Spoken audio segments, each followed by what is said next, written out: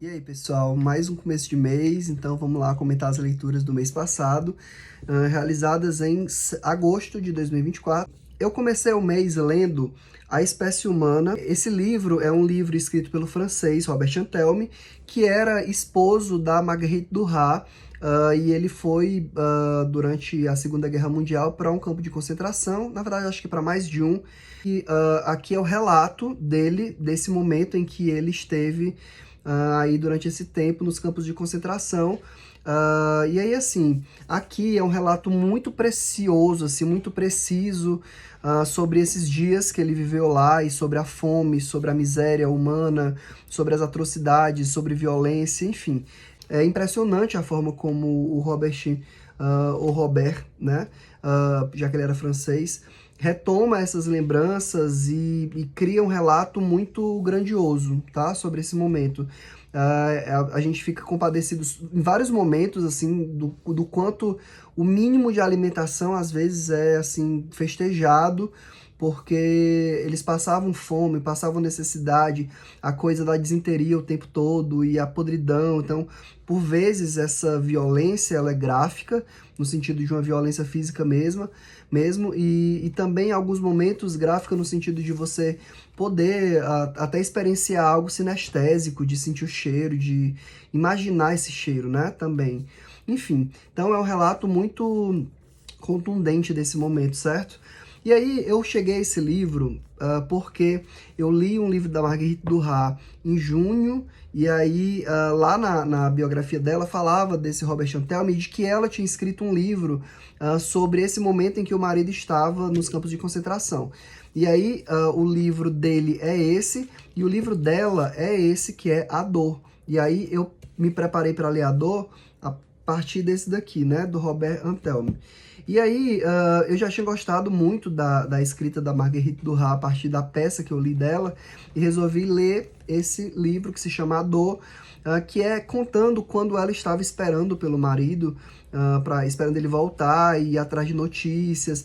Então ela escreve em alguns diários, né, momentos desse angustiante momento da vida dela, e esquece esses diários até que ela reencontra esses diários, e ela decide publicá-los.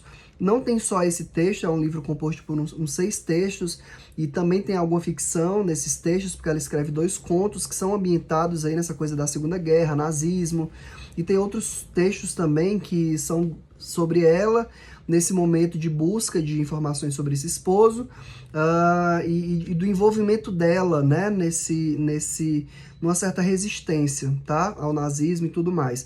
Então também é um texto interessante, uma outra perspectiva de escrita literária, porque não é exatamente a ficção, embora tenha um texto de ficção também nesse texto, enfim. Gostei bastante da Marguerite Duras, pretendo ler outras coisas dela. Tem um muito famoso que é O Amante, então em algum momento eu vou ler O Amante, e aí eu comento aqui. Depois eu li A Biblioteca da Meia-Noite, do Matt Haig. E aí, assim, gente, livro bonitinho e tal. É um livro adolescente, pelo menos é assim que eu entendo. É um livro de autoajuda ficcionalizada. Então, é aquele tipo de livro que... Bom, vamos lá, qual é a premissa? A pessoa tá passando por um momento ruim, ela tenta contra a própria vida, e aí ela entra num limbo em que ela reencontra uma bibliotecária, que era a bibliotecária que ajudou ela no momento de luto, né? Foi a bibliotecária quem fazia muito acompanhar ela enquanto ela estava na biblioteca, elas jogavam xadrez, aquela coisa toda. E essa bibliotecária dá uma força para ela quando ela perde o pai. E aí isso ficou marcado para ela, né? Essa ajuda que essa bibliotecária deu. Então quando ela tá no limbo, é a figura da bibliotecária que reaparece como alguém que vai guiar ela. E aí a Biblioteca da Meia-Noite tem a ver com uma biblioteca cujos livros são possibilidades de vivências que ela abriu mão porque ela fez outras escolhas. Então tem o livro dos arrependimentos, e aí ela volta para o livro, escolhe um momento que ela se arrepende e vai vivê-lo novamente. Então ela pega um livro, volta para aquele momento e vê como é que seria a vida a partir daquele momento. Se ela não gostar, ela volta para a biblioteca, escolhe um próximo, assim, indefinidamente, até ela escolher um livro em que ela se adaptaria, em que ela gostaria de estar vivendo. E aí, assim, Eu já gravei alguns stories contando o que é que eu achei do livro, e eu particularmente não gosto muito desse tipo de livro, que tem essa premissa de algo edificante, de algo didático até, sobre você aproveitar a vida e de você fazer escolhas e se responsabilizar por elas. Eu gosto quando a literatura, ela permite que a gente conclua isso sem ser ensinado sobre isso. Então, o que eu não gosto é do olhar pedagogizante da coisa, sabe? Eu acho que o bom livro é aquele que é aberto a uma imensidade de possibilidades e a gente acaba construindo o texto junto com o autor. E aqui eu sinto que essa escrita já está fechada, assim, como se ele já tivesse uma mensagem específica que ele queria transmitir e não houvesse espaço para o leitor se colocar como construtor dessa história, da sua história, quando ele lê o livro. Então eu particularmente não gostei muito, embora o texto seja super fluido, super rápido, uma história que de alguma forma lhe prende, mas eu particularmente não gostei muito. E eu não estou criticando o texto, nada disso, assim, eu não gosto disso que eu falei, né, dessa coisa da mensagem fechada e tudo mais. Mas como leitura, fluiu super de boa, uma leitura rápida e que lhe pega ali e que você lê de forma fácil, tá? Então, entendo que ele seja um livro que muitas pessoas gostam muito, porque ele tem essa mensagem por trás, que é uma mensagem boa, no fim das contas, tá? E aí eu segui para ler, ou melhor, reler, Razão e Sentimento, da Jane Austen.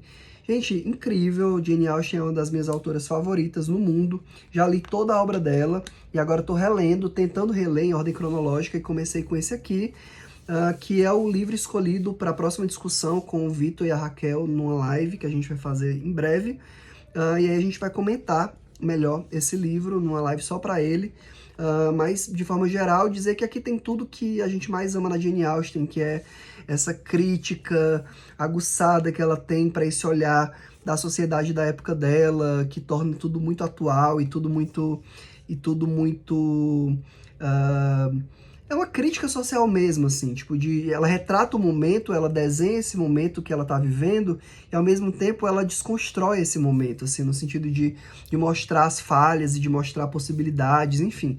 Jane Austen era à frente do tempo dela, embora alguém do seu tempo, ela tem uma escrita muito refinada, muito inteligente, muito sagaz, e é uma delícia de ser lida, assim, você tem vontade de ficar lendo Jane Austen para sempre, e você se interessa pelos personagens, você se interessa pelo futuro deles, o que é que vai acontecer.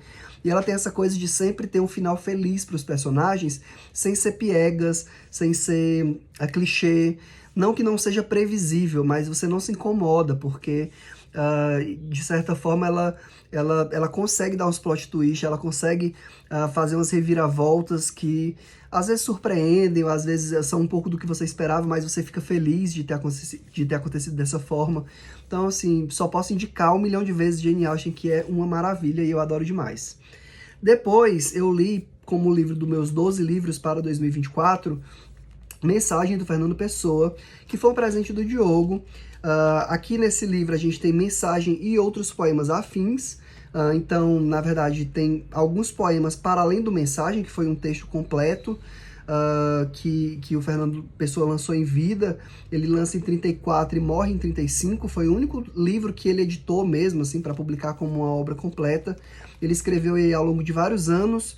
Se eu não me engano, o primeiro poema é de 1914, ou não, enfim, mas é bem antigo em relação ao ano de publicação, ele foi escrevendo ao longo dos anos, e é uma espécie de poema épico, tá? Assim, no sentido de uma exaltação da pátria, aquela coisa, só que numa escrita moderna, né? Que são vários poemas com métricas diferentes, e temáticas.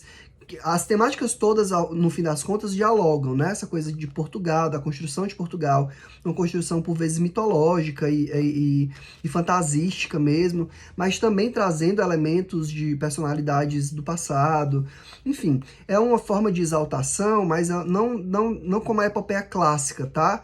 Porque a epopeia clássica geralmente se volta por uma atualidade ali daquilo que está sendo exaltado. E aqui o Portugal é o Portugal do passado, tá? Que aponta para um futuro, né? No momento final, o texto se volta para uma possibilidade de um futuro esperançoso. E a mensagem seria essa, a mensagem de esperança para um Portugal possível, né? Que tem um pezinho no passado e tal, porque pensa no mito do sebastianismo, desse Dom Sebastião que voltaria para alavancar a Portugal, a grande potência que ela já foi. Então é um texto diferente do que eu gosto no Pessoa, mas essa releitura me fez ter um outro olhar sobre esse livro. Então recomendo. Essa edição é portuguesa mesmo, e aí ela traz mais de 100 páginas de introdução, o que contextualiza muito bem a obra do Pessoa como um todo, o próprio livro, os mitos que o livro traz, as personagens que os poemas trazem, e também a vida do Fernando Pessoa. Então, é excelente, essa edição aqui é muito completa. E ainda traz no final textos do Pessoa sobre essas questões que estão sendo discutidas nos poemas. Então, sim, maravilhosa essa edição. Por fim, eu finalizei o mês lendo A Ciência da Psicanálise, Metodologia e Princípios, do Luciano Elia. Estou dizendo lendo, mas eu terminei esse mês, já era uma leitura que eu vinha fazendo anteriormente, mas aí eu dei um fôlego maior agora nesse final. E, gente, é um livro que fundamenta muito bem o que é a psicanálise enquanto uma metodologia própria, uma metodologia científica, mas que, junto com outras metodologias, tem um campo específico o que implica que ela tem um fazer que é diferenciado, que é próprio da psicanálise, e aí ele vai retratar tudo isso, ele vai diferenciar as outras metodologias que ele aqui divide em 6, ele vai trazer Foucault, ele vai trazer Marx, ele vai trazer a própria psicanálise, entre outras, para pensar como não dá para pensar que a ciência ela seja uma coisa só, né? Assim, a gente divide o saber científico em campos diferentes que exigem metodologias diferentes, e a psicanálise tem a dela. E aí ele vai trazer elementos dessa metodologia que diferencia a clínica psicanalítica, a pesquisa em psicanálise. Então ele vai discutir todos esses elementos, pensando na associação livre, a transferência, a pulsão, a diferença do instinto para a pulsão. Então ele vai elencar tudo isso para mostrar como a ciência da psicanálise é uma ciência própria, tem uma metodologia própria. É isso que ele vai discutir, atualizando essa discussão tão besta que acontece hoje em dia de pensar que a psicanálise não é ciência, ou que não teria um rigor científico e por aí vai, né? Ou seria uma pseudociência, né? Como a acusaram. Então, esse vídeo já estava pronto quando eu lembrei que eu não comentei esse livro, que foi uma das leituras que eu mais gostei de fazer e que eu super queria recomendar para vocês, que é o Adolescência Normal, um enfoque psicanalítico, da Arminda Aberasturi e do Maurício Nobel. É um livro psicanalítico mesmo, falando sobre a adolescência como a síndrome da adolescência normal. Seria esse contraste entre aquilo que é uma síndrome que traria uma série de sintomas, aí normal, porque esses sintomas eles são previstos dentro desse processo de desenvolvimento e desse período do desenvolvimento que é a adolescência, que é esse momento de transição entre a infância e a vida adulta, mas que tem características próprias, né? E essas características é que marcariam essa síndrome e esse quadro sintomático em que a criança passa por uma série de mudanças que são biológicas, né? Porque com a entrada da puberdade esse corpo vai mudar, mas também elas são sociais, porque na hora que essa criança assume esse novo corpo, ela é convocada a assumir papéis sociais que dizem respeito ao mundo adulto, né? A vida adulta.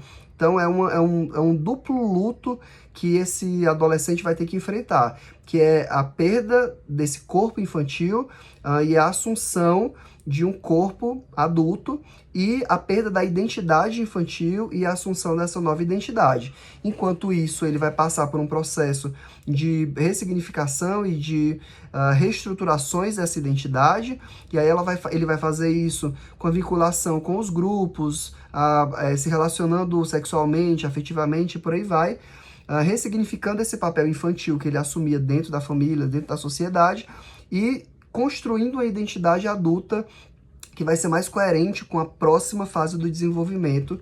E aí nisso ele vai experimentando identificações até que ele possa constituir uma identidade que diga respeito a esse mundo adulto. Então é um processo doloroso, é um processo difícil, mas é um processo previsto, é um processo que está dentro da normalidade, porque espera-se que isso vá acontecer, tá? Durante o desenvolvimento dessa criança para a vida adulta, né? Na adolescência. Então, a puberdade seria esse marco dessas mudanças biológicas que conclamam mudanças sociais, né? Nesses papéis sociais que esse jovem vai ocupar, e nas mudanças dos papéis sociais que ele vai estabelecer até para os membros da família, né? Que vão também elaborar um luto da perda dessa criança e da perda de um ideal que eles representavam para essas crianças.